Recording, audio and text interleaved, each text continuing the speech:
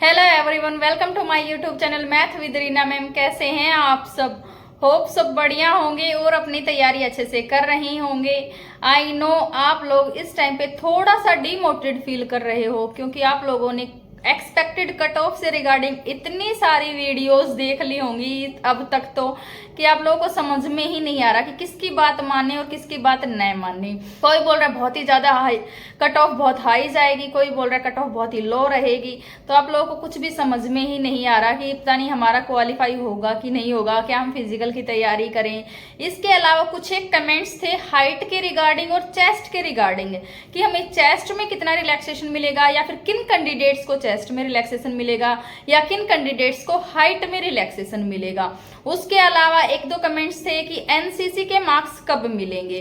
तो आज की वीडियो में हम सिर्फ उन चीजों के बारे में बात करेंगे जो आपके लिए फायदेमंद हो सकती हैं, भले ही आपके मार्क्स के रिगार्डिंग है, चाहे वो आपको फिजिकल में जो रिलीफ मिलेगा हाइट और चेस्ट के रिगार्डिंग वो मैं आपको बताऊंगी। और रही कट ऑफ की बात, तो देखो कट ऑफ मैंने आपको पहले ही बता दिया, कट ऑफ ज्यादा नहीं जाएगा। भले ही आपको अदर चैनल्स पे बताया जा रहा है कि कट ऑफ बहुत हाई रहेगी, पता नहीं किस बेसिस पे बता रहे हैं, क्योंकि जितने भी कमेंट्स मेरी वीडियोस पे आए या मैंने जितने अदर वीडियोस पे भी कमेंट्स आप लोगों के देखे, आपकी आंसर की के अकॉर्डिंग जो भी आपके मार्क्स हैं वो इतने ज्यादा नहीं बन रहे हैं। जो नॉर्मली एवरेज मार्क्स हैं वो 50-60 के ही अराउंड हैं। तो आपके ही मार्क्स पे आपकी कट ऑफ जाएगी। पता नहीं किस बेसिस पे बोल रहे हैं कि 70+ या 72+, 78+ कट ऑफ रहेगी। तो पता नहीं कुछ ना कुछ तो आइडिया लगाया ही होगा, लेकिन अकॉर्डिंग टू मी जो मैंने आपको बताया था आपकी कट ऑफ उतनी ही रहेगी, उसके इर्द गिर्द ही रहेगी। एक आध नंबर ऊपर नीचे हो सकता है, वो मैं बोल नहीं सकती,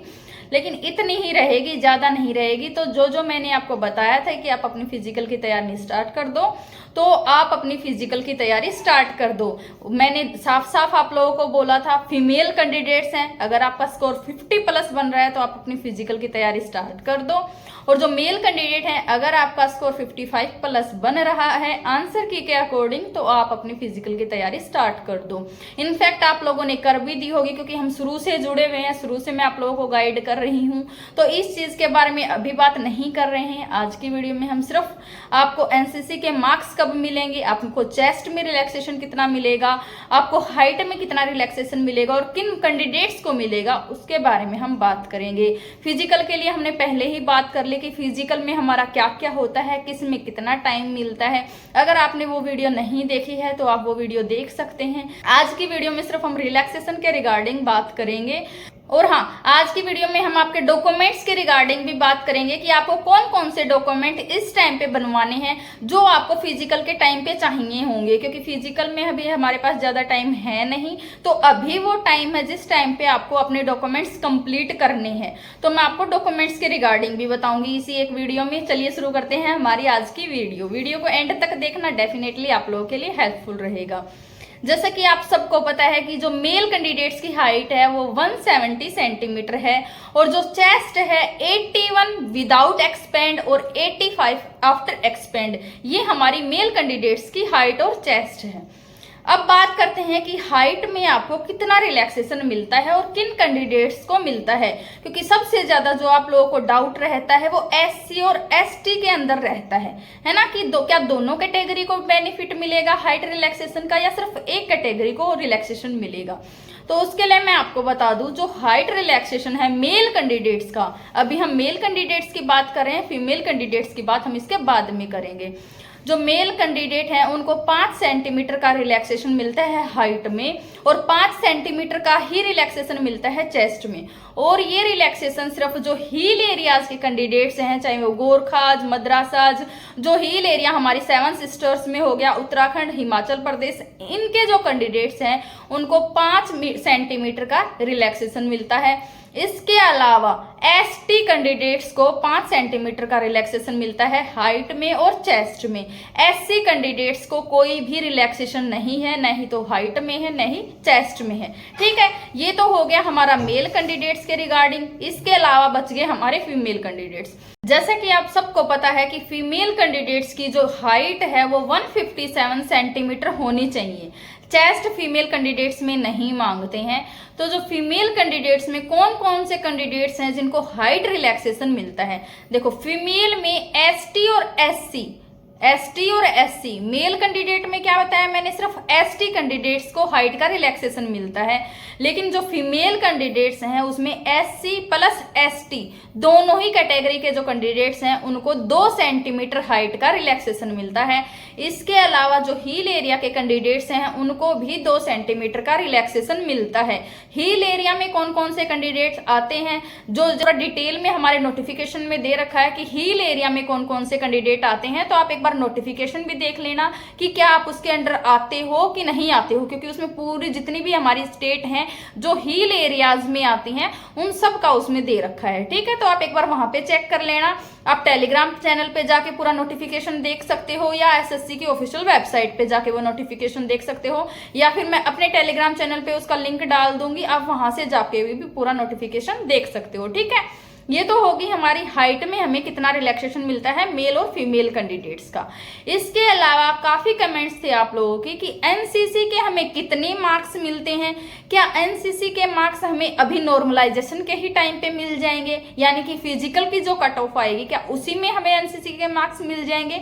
तो उसके लिए मैं आपको बता दूं, जो एनसीसी के मार्क्स हैं वो हमें फिजिकल के बाद मिलेंगे, क्योंकि जब हमारा फिजिकल होगा उस टाइम पे हमारा डॉक्यूमेंट वेरिफिकेशन होगा और उस टाइम पे हमारी जो एनसीसी की सर्टिफिकेट है वो चेक की जाएगी, जिसमें अगर हमारे पास एनसीसी की सी सर्टिफिकेट है तो हमें 5 नंबर मिलेंगे, एनसीसी की अगर बी सर्टिफिकेट है तो हमें 3 नंबर मिलेंगे, और एनसीसी की अगर ए सर्टिफिकेट है, 3 कैटेगरी होती है एनसीसी में भी, ए बी और सी वाले को 5 नंबर मिलते हैं, बी वाले को 3 नंबर मिलते हैं, और एनसीसी ए कैटेगरी वाले को 2 नंबर मिलते हैं। तो वहां पे आपकी प्रॉपर जो एनसीसी की सर्टिफिकेट है वो चेक होगी, उसके बाद ही आपको उसके मार्क्स मिलेंगे। ठीक है, तो अभी इस टाइम पे जो नॉर्मलाइजेशन होगा उसमें आपको एनसीसी के मार्क्स नहीं मिलेंगे, यानी कि जो फिजिकल की कट ऑफ है उसमें आपको एनसीसी के मार्क्स इंक्लूड करके आपकी कट ऑफ नहीं लगेगी। जो आपने आंसर की में मार्क्स लिए हैं या फिर जो नॉर्मलाइजेशन में आपको मार्क्स मिलेंगे, सिर्फ उन्हीं के मार्क्स,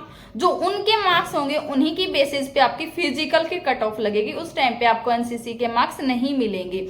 और अब बात कर लेते हैं कि क्या इसके अलावा भी कुछ मार्क्स हैं जो हमें इस टाइम पे मिल सकते हैं। तो मैं आपको बता दूं, जैसे कि अदर स्टेट में है वो ग्रेजुएशन के मार्क्स हो गए या बिना नौकरी के मार्क्स हो गए, वो वाले मार्क्स दिल्ली पुलिस में नहीं मिलते हैं, सेंट्रल गवर्नमेंट में नहीं मिलते हैं, वो स्टेट गवर्नमेंट्स में ही मिलते हैं, सेंट्रल गवर्नमेंट में नहीं मिलते। लेकिन हाँ, अगर आपने पोस्ट ग्रेजुएट किया है RRU यूनिवर्सिटी से तो आपको 5 नंबर मिलते हैं, जिसमें अगर आपने 80% से अबोव मार्क्स लिए हैं तो आपको 5 नंबर मिलेंगे। अगर आपने सिर्फ पास किया हुआ है, सिर्फ आपने पास किया है अपना पोस्ट ग्रेजुएट RRU यूनिवर्सिटी से, सिर्फ एक ही यूनिवर्सिटी है, अगर उससे अगर आपने अपना पोस्ट ग्रेजुएट किया है, उसके भी 4 कैटेगरीज हैं, 4 कैटेगरीज में आपको मार्क्स मिलते हैं। अगर आपने सिर्फ पास किया है तो आपको 2 नंबर मिलते हैं, अगर आपने सेकंड क्लास से पास किया है तो आपको 3 नंबर मिलते हैं, अगर आपने फर्स्ट क्लास से पास किया है तो आपको 4 नंबर मिलेंगे, अगर आपने 80% से अबोव मार्क्स लिए हैं तो आपको 5 नंबर मिलते हैं। वहां पे सिर्फ RRU यूनिवर्सिटी, राष्ट्रीय रक्षा यूनिवर्सिटी है, अगर उससे पोस्ट ग्रेजुएट किया है तो। इसके अलावा एडिशनल में आपको कोई भी मार्क्स नहीं मिलेंगे, नहीं फिजिकल के मार्क्स मिलते हैं, नहीं हाइट के मिलते हैं, नहीं चेस्ट के मिलते हैं, किसी के भी अदर मार्क्स दिल्ली पुलिस में नहीं मिलते हैं। सिर्फ एनसीसी कैडेट्स हैं जिनके मार्क्स में थोड़ा बहुत आगे पीछे डिफरेंस रहेगा फिजिकल के बाद, यानी कि फाइनल कट ऑफ में आपको उसका फायदा होगा, अभी फिजिकल वाले कट ऑफ में आपको उसका फायदा नहीं होगा। ठीक है, इसके अलावा चलिए बात कर लेते हैं कि कौन कौन से डॉक्यूमेंट्स हैं जो आपको इस टाइम पे रेडी कर लेने हैं। अगर मान लो आपको उस टाइम पे, मैं आपको दोनों चीजें बताऊंगी, जो अकॉर्डिंग टू नोटिफिकेशन है वो, और जो आपको फिजिकल के टाइम पे, क्योंकि आप सबको पता है कि जो फिजिकल है वो दिल्ली पुलिस खुद कंडक्ट करवाती है। अगर एसएससी की तरफ से फिजिकल होता तो बात कुछ और होती, क्योंकि अगर एसएससी में अगर आपका छोटा सा भी कोई भी एरर है किसी भी डॉक्यूमेंट में तो वो रिजेक्ट कर देते हैं। लेकिन अगर दिल्ली पुलिस आपके फिजिकल करवा रही है, क्योंकि दिल्ली पुलिस ही फिजिकल करवाती है दिल्ली पुलिस के, तो वहां पे अगर आपके डॉक्यूमेंट्स में छोटी मोटी अगर कुछ एरर है तो वो ठीक करवाने का टाइम भी देते हैं और चला भी लेते हैं। क्योंकि अकॉर्डिंग टू नोटिफिकेशन तो ये होता है कि जिस टाइम पे आपने फॉर्म अप्लाई किया, आपका लाइसेंस, आपकी ईडब्ल्यूएस की सर्टिफिकेट, ओबीसी की सर्टिफिकेट सारी उस टाइम से पहले की होनी चाहिए या उस टाइम पे वैलिडिटी उनकी होनी चाहिए जब आपने फॉर्म अप्लाई किया। लेकिन दिल्ली पुलिस में क्या, जब आपके फिजिकल होते हैं, अगर आप इस टाइम पे भी वो डॉक्यूमेंट्स प्रिपेयर करवा लेते हो, बनवा लेते हो, तो वो चला लेते हैं। एक बार क्वालिफाई लिख दिया तो उसके बाद एसएससी उस पर ऑब्जेक्शन नहीं लगाती, क्योंकि फिजिकल और डॉक्यूमेंट वेरिफिकेशन दोनों का काम दिल्ली पुलिस का खुद का है, तो उसमें आपको ऑब्जेक्शन में वो चीजें नहीं लगाते हैं। मान लो अगर आपने अपना लाइसेंस इस टाइम पे भी बनवाया है तो वो भी आपका चल जाएगा। लेकिन फिजिकल के टाइम पे आपके पास एक लाइट मोटर व्हीकल, जो लाइट मोटर व्हीकल में मोटरसाइकिल और कार का लाइसेंस होता है, अगर आपके पास वो लाइसेंस है तो आपका लाइसेंस वैलिड माना जाएगा। फिजिकल के टाइम पे अगर आपके पास वैलिड लाइसेंस है, ओरिजिनल लाइसेंस है, तो आपका लाइसेंस वैलिड माना जाएगा। लेकिन अगर मान लो उस टाइम पे आप कर रहे हो, उस पे अंडर प्रोसेस है आपका लाइसेंस, आपके पास प्रॉपर लाइसेंस नहीं है, तो आपको डिस्क्वालीफाई कर दिया जाएगा। ये थी लाइसेंस। और लाइसेंस सिर्फ मेल कैंडिडेट्स को चाहिए, फीमेल कैंडिडेट्स को नहीं चाहिए। तो लाइसेंस सिर्फ मेल कैंडिडेट्स के लिए है। तो फीमेल कैंडिडेट्स मत सोचना कि हमें भी लाइसेंस बनवाना पड़ेगा, आप लोगों को लाइसेंस नहीं चाहिए, सिर्फ मेल कैंडिडेट्स को लाइसेंस चाहिए। इसके अलावा कौन कौन से डॉक्यूमेंट्स हैं जो मेल और फीमेल दोनों को ही रेडी करके रखने हैं, वो है, एक तो आपकी डोमिसाइल आपके पास होनी चाहिए, एक आपकी कास्ट सर्टिफिकेट आपकी होनी चाहिए। Caste certificate OBC, SC, ST, EWS, ये जो 4 कैटेगरी हैं, इन बच्चों के पास अपनी अपनी कास्ट सर्टिफिकेट होना बहुत जरूरी है। प्लस जो ओबीसी के कैंडिडेट्स हैं और जो ईडब्ल्यूएस के कैंडिडेट्स हैं, दोनों के पास सेंटर का भी सर्टिफिकेट होना बहुत जरूरी है, कास्ट सर्टिफिकेट। यानी कि आपको ओबीसी, सेंटर की ओबीसी बनवानी पड़ेगी, न कि स्टेट की ओबीसी। ठीक है, तो जिन जिन कैंडिडेट्स ने अपनी सेंटर की ओबीसी नहीं बनवाई है, सेंटर का ईडब्ल्यूएस सर्टिफिकेट नहीं बनवाया है, तो अपना सेंटर की ओबीसी और सेंटर का ईडब्ल्यूएस का सर्टिफिकेट अभी से बनवा लो।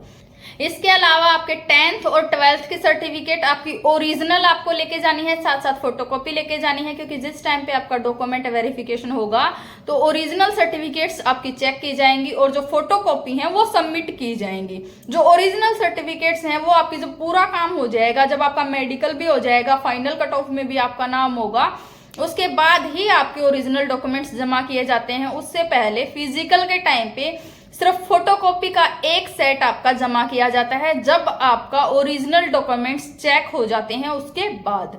ठीक है, तो आपको 10th और 12th की सर्टिफिकेट अपनी लेके जानी है। इसके बाद कुछ एक कमेंट्स थे कई बच्चों के, क्या हमारे फादर के नेम में थोड़ा सा करेक्शन है, मान लो जैसे सरनेम है, मान लो 10th की सर्टिफिकेट में किसी के फादर का सरनेम लगा हुआ है और 12th में नहीं लगा हुआ या आधार कार्ड में नहीं लगा हुआ, तो वो एरर में काउंट नहीं होता। आपका फादर का नेम सेम होना चाहिए। लेकिन जब अगर आपके नाम में ऐसा कोई करेक्शन है, मान लो 10th में सर्टिफिकेट में कुछ नाम है और आधार कार्ड में कुछ नाम है, तो वो आप उसको करेक्ट करवा लो, अपडेट करवा लो। और एक आधार कार्ड की कॉपी भी आपकी सबमिट होती है, तो आधार कार्ड में भी अगर आपका कोई करेक्शन है, जैसे मान लो आपके नाम की स्पेलिंग में कोई मिस्टेक है या फिर आपने सरनेम की 10th की सर्टिफिकेट में आपने सरनेम लगा रखा है, आधार कार्ड में नहीं है, तो वो चीजें अपडेट करवा लो। और जो आपने परमानेंट एड्रेस अपना फॉर्म के टाइम पे फिल किया है, वही सेम एड्रेस आपके आधार कार्ड पे भी होना चाहिए। ठीक है, तो इन चीज, ये सिर्फ यही जो डॉक्यूमेंट्स हैं वो आपके सबमिट होंगे, इसके अलावा और डॉक्यूमेंट्स नहीं सबमिट होंगे। एनसीसी की सर्टिफिकेट भी उसी टाइम पे जमा होगी, उसी के अकॉर्डिंग आपको मार्क्स मिलेंगे। उसके अलावा मैंने आपको बता दिया कि ड्राइविंग लाइसेंस सिर्फ मेल कैंडिडेट्स को चाहिए और फीमेल कैंडिडेट्स को ड्राइविंग लाइसेंस नहीं चाहिए। तो सिर्फ यही डॉक्यूमेंट्स हैं जो आपको फिजिकल के टाइम पे चाहिए। अगर आपके पास बने हुए रखे हैं तो बहुत अच्छी बात है, अगर किसी कैंडिडेट्स के नहीं बने हैं तो अब बनवा लो, 2-3 दिन में ही बन जाती है। चाहे कास्ट सर्टिफिकेट है, चाहे डोमिसाइल है, तो ये चीजें 2-3 दिन में ही बन जाती हैं। तो इतना बड़ा कोई इशू नहीं है कि हाँ अगर आपके पास पहले से नहीं था तो अब क्या करें, क्या हमें डिस्क्वालीफाई कर देंगे, नहीं, अब बनवा लो, वो भी चल जाएंगे। ठीक है, चलिए ये था हमारा पूरा डॉक्यूमेंट्स के रिगार्डिंग, चेस्ट हाइट में आपको कितना रिलैक्सेशन मिलेगा उसके रिगार्डिंग, एनसीसी के मार्क्स कब मिलेंगे उसके रिगार्डिंग। होप अब आपको इन चीजों के रिगार्डिंग तो कोई भी डाउट नहीं रहा होगा। अगर आपको फिर भी इस भर्ती से रिलेटेड किसी भी चीज में छोटा सा भी डाउट है तो आप कमेंट बॉक्स में लिख दीजिए, उसको मैं अपनी अलग वीडियो में या अगली वीडियो में आपको बता दूंगी या आपको कमेंट में भी उसका रिप्लाई दे दूंगी। ठीक है, चलिए मिलेंगे नेक्स्ट वीडियो में, तब तक अपना ध्यान रखें, अच्छे से अपनी पढ़ाई करते रहें, फिजिकल की तैयारी करते रहें। चैनल पे नए हैं तो चैनल को सब्सक्राइब जरूर कर लें, साथ ही साथ बेल आइकन भी दबा लें, जिससे आपको आने वाली वीडियोस की latest update time to time मिलती रहे। Thanks for watching me.